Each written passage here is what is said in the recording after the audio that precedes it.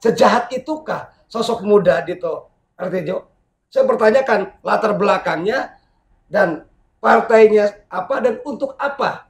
Kalau menurut saya, untuk menyelamatkan bangsa ini, dia harus layak mundur. Dito pada saat itu menerima uang itu, tahu nggak uang dari siapa, untuk apa, dan kegunaannya. Dan tahu nggak kalau uang itu seandainya ya, kalau uang itu tuh uang haram. Iya, tahu nggak dia?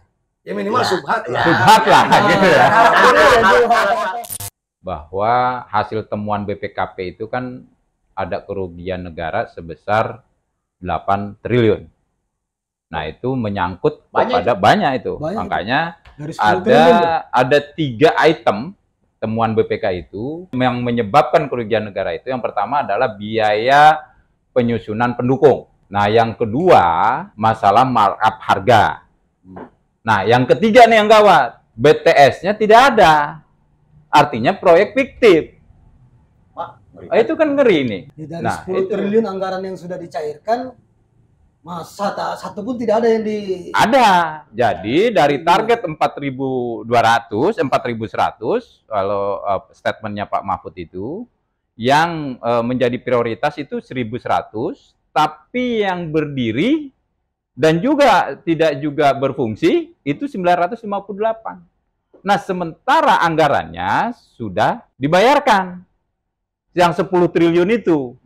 Nah, ini duduk persoalannya. Apakah tidak berdiri itu apa karena ini dibangun di daerah 3T, terluar, terdalam, terjauh sehingga sulit akses atau bagaimana? Ya kalau kondisi terakhir itu di Papua ternyata juga hanya sekedar tiang-tiangnya saja, sementara perlengkapan nggak berfungsi kan? Berfungsi sama sekali. Itu kan ada unit-unit telekomunikasinya yang harus wajib nempel di tiang itu. Ya ibaratnya tower cuma hanya tiang penyangganya aja. Iya. Jadi begitu di audit forensik oleh BPKP, ternyata dari 958 yang terbangun itu nggak berfungsi. Tuh. Kaitannya dengan Dito di mana? Nah, ini yang menarik. Nah, saya mau masuk nih ke situ. Itu dia. Fungsinya dia. Kan nggak ada sambungannya. Iya, apalagi di Menpora sekarang kan. Gitu loh. Ya kaitannya itu kan di berita-berita yang ada itu terkait pada saat dia masih menjabat staf ahli. Jadi tidak ada hubungannya dengan posisi dia sebagai Menpora. Kalau menurut saya sih belum ada hubungannya pada saat kejadian ya. Nah, lalu teman-teman mau demo dan lain sebagainya gimana, Pak Gatum GPI? Ya, mungkin saya agak tertegun dan kagum sebenarnya. Sangat kagum. Di usia dini, dia mampu melakukan tindakan di bagi saya super lompatan. Ini sangat jarang di kami. Jadi potong satu generasi. Ini menarik ini. Potong satu generasi. Kami tradisi yang dibangun dari zaman Pak Dirman, kaderisasi, ya, sampai pada level itu, bagi saya inilah sebuah terobosan bagi kami. Walaupun ini sebenarnya sedikit mencoreng, khususnya di dunia pemudaan. Kalau dulu begini pemuda masa lalu, pemuda masa kini, kalau sekarang kan jadi aneh karena temuan seperti ini. Walaupun baru terduga ya. Kok pemuda nakal satu klunya itu. Tapi kan begini, status masih saksi.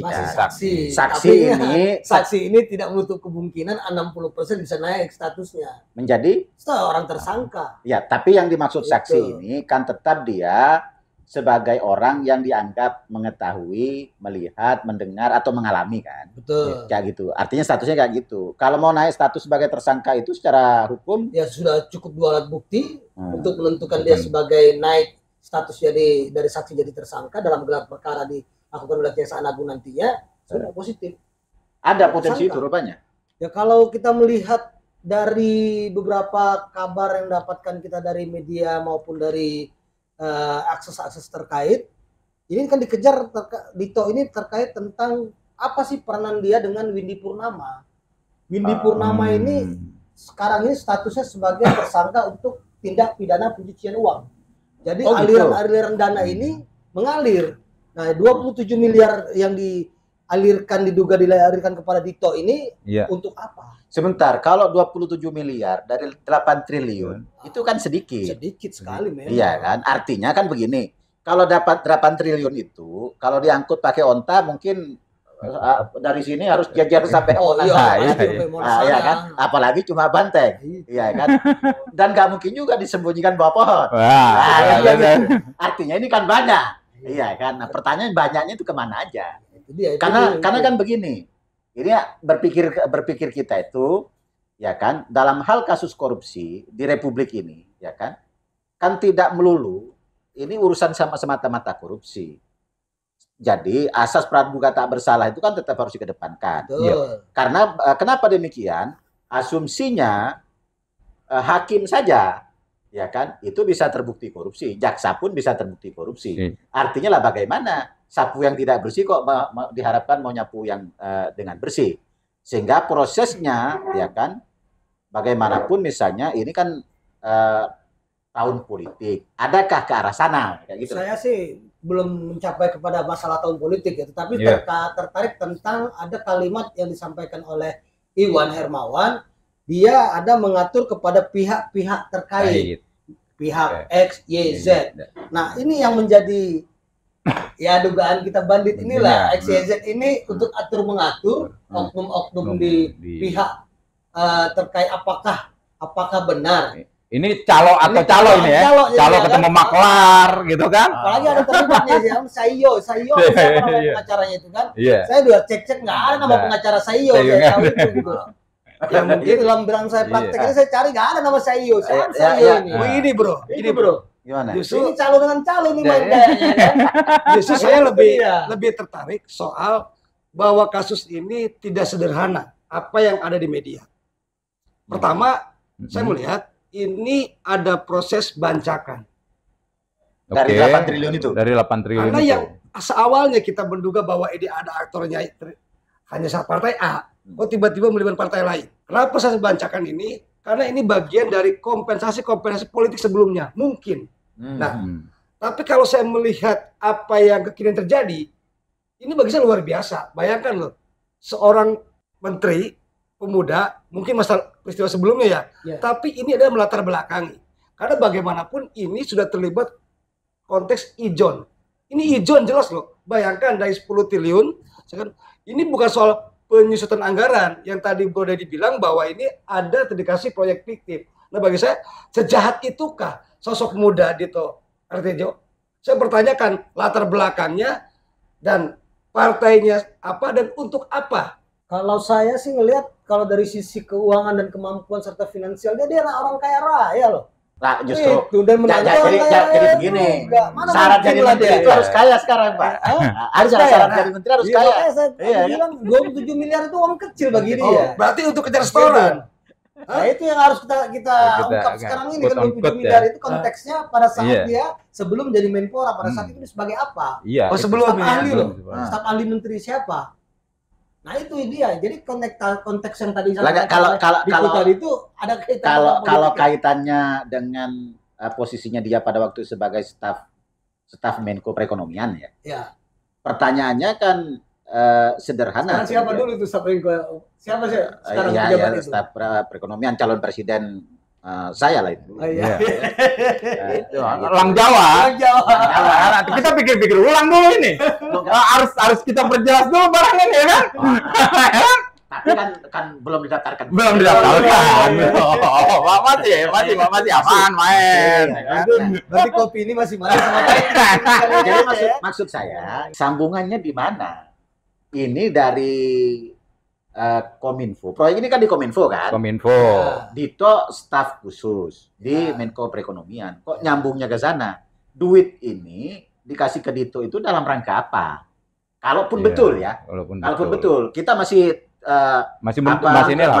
praduga tak bersalah. Artinya pengakuan itu kita anggap saja karena dia lagi kepepet ya dia sebut nama macam-macam kan gitu aja. Bisa jadi begitu. Ya, kan? Tapi gini, kalau saya nggak mau masuk dulu ke wilayah dia itu akan jadi tersangka atau apa. Yang jelas dia pastinya dia itu akan dipanggil sebagai saksi. Saksi itu kan seperti yang pengertian saksi itu kan dia mengalami, dia melihat, ya kan, dengan jelas kan kayak begitu. Artinya kalau dia melihat, apalagi dia juga terlibat, apalagi seperti itu, artinya kan mental korup kita ini udah luar biasa. Gini ntar dulu. Kemudian kita kan berharap dia sebagai menteri termuda menjadi corong generasi milenial, harusnya kan punya fondasi, punya karakter yang kokoh untuk memberantas korupsi, untuk mencegah korupsi. Nah, ketika dia sebagai saksi, ketika dia sebagai saksi, kalau menurut saya untuk menyelamatkan bangsa ini, dia harus layak mundur. Ya. Karena dia tahu, kalau dia tahu, begini ya, kalau dia tahu nih ada orang mau maling, kan gitu, harusnya kan dia lapor, tidak nunggu, oh itu dia tahu nih yang maling siapa kan gitu. Kan masih praduga kan. Bukan sebagai saksi. Oh, iya. Kalau sebagai saksi, kita nih ada tetangga kita kemalingan, kita tahu orang itu yang maling itu si A, kan begitu. Kita kan harus lapor ke Pak RT. Kan kalau di wilayah yang simpelnya kan begitu. Jadi begini, ini soal gitu. Penegakan hukum di Republik ini. Nah, kalau masuk penegakan hukum, kalau mau jujur, ya kan, dari 575 anggota DPR misalnya, memang berapa persen yang tidak ngasih duit waktu kampanye? Atau misalnya dari 83.843 desa, kepala desa yang waktu nyalonkan jadi kepala desa itu berapa yang nggak bagi duit? Artinya kalau mau jujur soal gratifikasi dan sebagainya, praktek ijon dan macam-macam itu. Ini kan soal kembali soal 8 triliun ini kok cuma yang ini 27, sisanya kemana itu ya? Jangan-jangan ada beberapa OKP kebagian lagi. Ini yang menarik. Ya mungkin inilah. Jujur kita sebagai yang pernah eksponen pemuda ya, sedikit agak tercoreng. Karena gimana pun Dito ini hari ini mau tidak mau dia bagian dari entitas pemuda itu sendiri. Ini kita mempertanyakan justru gimana sistem rekrutmen negara ini menempatkan orang tidak sesuai dengan basis rekrut. Kita bisa mempelajari kalau dulu zaman maaf Orba, ketika orang masuk dalam nominasi pemerintahan, apalagi sekelas menteri, itu seleksinya luar biasa. Satu kamar data seleksinya. Ya, iya, itulah. Hari ini kita pertanyakan. Oh, bisa lolos. Bisa lolos itu loh. Sedangkan ada lembaga formal pemuda, tempat inkubator pemuda seperti KNPI gitu kan.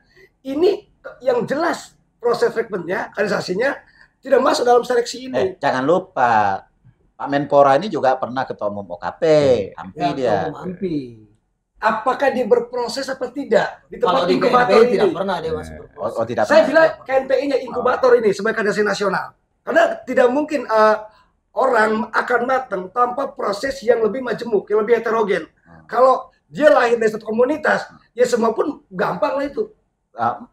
Makanya nggak mau urus KNPI sekarang dia. Nah, saya pertanyakan gitu kan, ini siapa yang salahnya? Ini yang rekrutmennya ataukah partainya emang atau kebutuhan ijonnya yang lebih besar? Kalau seandainya dulu dia ber-KNPI mungkin aman, dia itu sudah tahu mana penjahat, mana tikus. God dia sudah pasti tahu, paham ya kan? Iya. Pasti bisa diantisipasi. Tapi kan begini juga, di Republik ini kan tidak selalu bebas nilai kan. Makanya karena itu kalau mau jujur ya kan, dari kepala desa sampai DPR sampai menteri-menteri soal korupsi itu kalau ditelusuri itu bisa ada ini. Artinya ini soal kembali ke penegakan hukum di Republik ini. Jangan hanya yang 27 miliar yang diusut. Iya. Gini bro, itu sepakat. Kita sepakat. Yang 27 miliar jangan itu saja diusut, dan memang sudah diusut yang lain. Bro, tetapi kita akan lihat lagi nilai yang diusut itu berapa sih? Iya. 8 triliun kalau yang diusut cuma 3 triliun ya? 5 triliun sama siapa? Kita bukan soal masalah korupsinya. Banyak korupsi yang lebih besar. Ini soal 27 miliar dari total 8 miliar. 8 triliun. 8 triliun. Yang kita sayangkan, ini adalah entitasnya. Jujur, kita ini pernah mengalami sebagai mahasiswa. Mahasiswa adalah sebagai kontrol. Sebagai agen perubahan. Ini kok bisa gitu loh. Pemuda secara moral etik bagi saya bermasalah. Bukan soal miliarnya. 1 rupiah pun, tapi ini soal entitas pemuda. Saya agak tersinggung di sini. Pertanyaan, Dito pada saat itu menerima uang itu tahu nggak uang dari siapa, untuk apa? dan kegunaannya. Dan tahu nggak kalau uang itu seandainya ya, kalau uang itu tuh uang haram. Iya, tahu nggak dia? Ya minimal subhat. Ya. Subhat lah gitu ya. Kalau soal itu walau kita kembalikan ya kan ke penegakan hukum lah. Kalau itu. Pemirsa, pertama terkait dengan pemanggilan Dito Aryo Tejo sebagai saksi itu tidak terkait dengan kapasitasnya dia sebagai Menpora, tapi beberapa pimpinan organisasi kemasyarakatan pemuda menganggap ini penting dan menjadi catatan untuk menjadi bahan pertimbangan baik oleh Dito sendiri sebagai Menpora maupun oleh Presiden selaku pimpinan pemerintahan dan negara. Yang kedua, kita tetap harus berada pada asas praduga tak bersalah. Artinya ya bisa saja orang cuma dipanggil tapi nanti bisa diklarifikasi bahwa dia memang tidak terlibat sama sekali atau tidak mengetahui sama sekali. Begitupun bisa sebaliknya seperti yang disampaikan tadi bahwa bisa saja statusnya naik bila memenuhi alat bukti. Demikian sesi diskusi Bandit Kota pada saat ini. Bandit Kota adalah kumpulan para aktivis yang berpikir cerdas ala para bandit.